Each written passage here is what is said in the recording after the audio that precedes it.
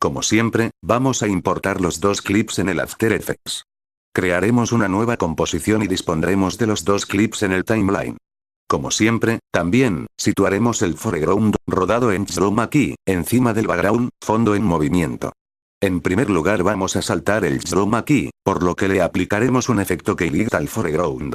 Con la simple visualización del material original ya nos damos cuenta que hay dos circunstancias que deberemos tener muy en cuenta. Los elementos en el cristal nos vuelven a remitir al procedimiento de chroma key con transparencias. Además, al ser el movimiento muy brusco, causa un efecto, tanto en el personaje como en la estructura del coche y en la mayoría de fotogramas, de acusado motion blur y desenfoque de movimiento, que, a efectos prácticos, debemos abordar como si de una transparencia se tratara. Después del consabido tanteo y de haber seleccionado un azul del fondo como screen color, vigilando mucho de no seleccionar un azul que contiene transparencias, a continuación veremos cómo quedarían los parámetros para un ajuste aceptable.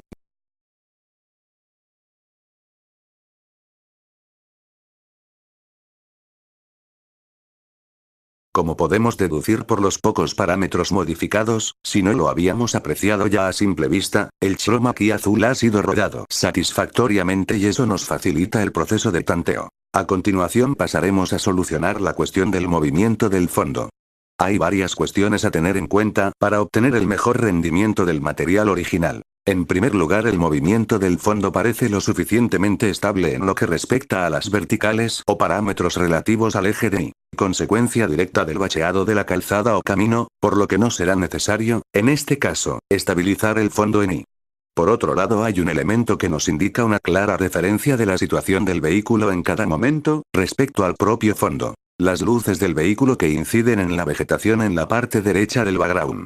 Puede parecer exagerado el ángulo que abarcan los focos, pero hay que tener en cuenta que sin esa referencia el fondo sería totalmente negro, por lo que es lógico que se haya falseado. Al tratarse de una acción frenética, el resultado, tal y como lo tenemos ahora, ya resultaría válido, porque el vaivén es tan acusado que casi no nos da tiempo de apreciar que el fondo, la luz, no sigue el vaivén del vehículo, sobre todo en horizontal, eje de X.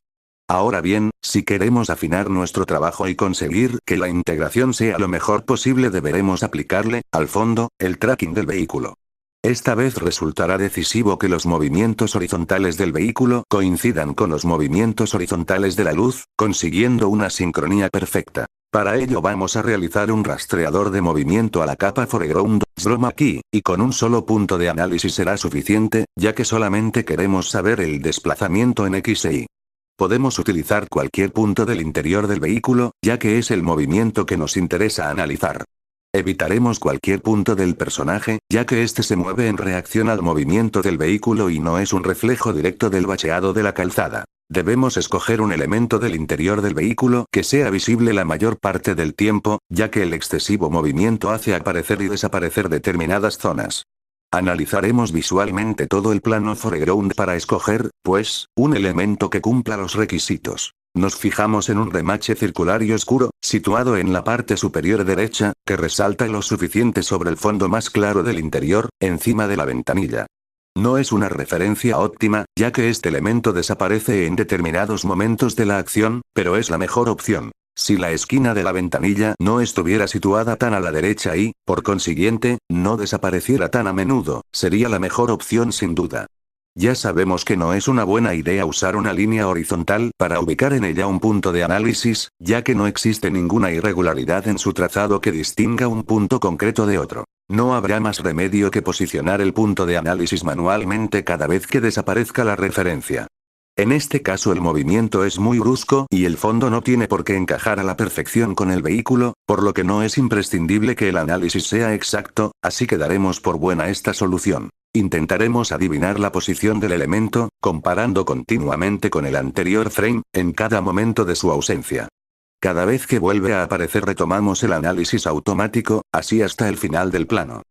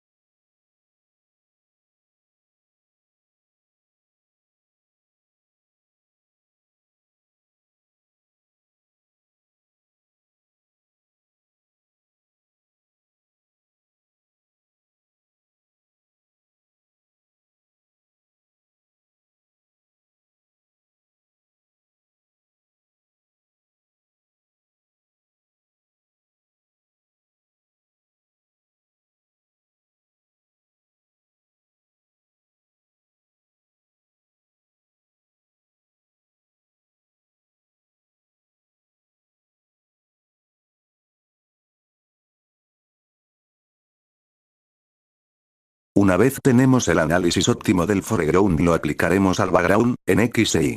Como ya se ha comentado, la escala será la misma intensidad o cantidad de movimiento, ya que esto sitúa visualmente el background pegado al vehículo y nos interesa para reforzar el dramatismo. Veremos que el background desaparece de la zona que nos ocupa. Una forma rápida y efectiva de solucionar este contratiempo es modificar el punto de anclaje del background en toda la animación. Primero veremos cómo arreglar la cuestión en el eje de X.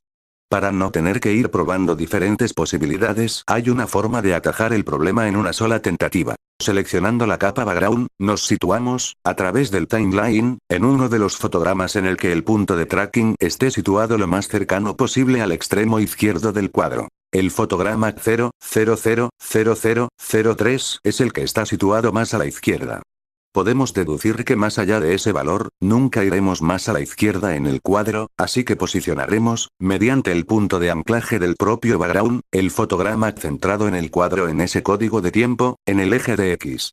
Sabemos que no nos faltará background por la parte derecha porque nunca iremos más a la izquierda, y solo nos queda comprobar que en ningún momento nos faltará background por la parte izquierda. Una vez hemos realizado este ajuste para las horizontales, eje de X, haremos lo propio con el eje de Y verticales. Para ello nos situaremos, a través del timeline, en uno de los fotogramas en el que el punto de tracking esté situado lo más cercano posible al extremo superior del cuadro. Podemos deducir que más allá de ese valor, nunca iremos más arriba en el cuadro, así que posicionaremos, mediante el punto de anclaje del propio background, el fotograma centrado en el cuadro en el eje de Y. Comprobamos, moviéndonos a través del timeline, que nunca nos falta background para rellenar la zona de chroma.